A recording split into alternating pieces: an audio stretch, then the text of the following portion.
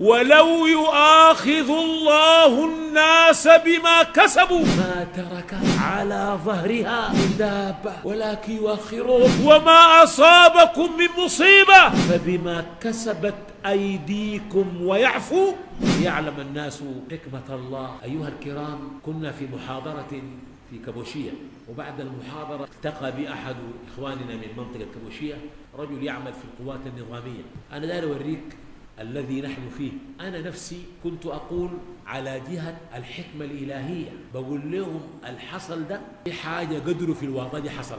الشيء ما بقول لك الشيء ده مبالغة، لكن في عمل، في ضلال، في معاصي، في فسوق قدر الحصل ده. الله حكيم، الله حكيم. الأخ ده قال لي أنا أعمل في القوات الخاصة، قال لي يوم فد الاعتصام أنا كنت حاضر، قال لي أنا كنت في ليبيا، أسروني في ليبيا ناس حفتر وكسروا ركبي، قال لي ما خفت، قال لي ناس جونجرن أسروني، قال لي ما خفت، أنا قال لي ما خفت إلا يوم فد الاعتصام. كيف؟ قال لي فد الاعتصام كان في شهر شنو؟ الشهور العربية، رمضان، وفي آخر رمضان، مش كده في العشر الأواخر. قال لي والله الرصاص يضرب ولقينا ناس رجال عراة يمارسون الرذيل، وقال لي مغبيين ضاربين المخدرين يسووا في شنو هم عراة. أنا افتكرت دي خوفته. الليلة أصبر، الليلة مشينا مسجد الجامع لقينا آثار الزنا في المسجد، افتكرت دي خوفته. قال لي لا، قال لي سامعين حركة في المنبر، قال لي معاي شايل مدفع ومعاي واحد قلنا يكون في ذول قناص فوق.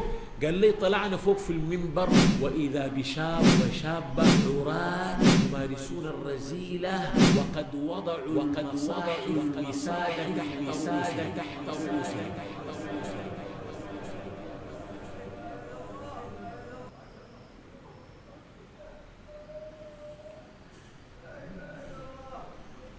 ما أحلم الله بيته في شهر رمضان في منبر رسول الله، كلام الله تحت رؤوس أهل الرذيل.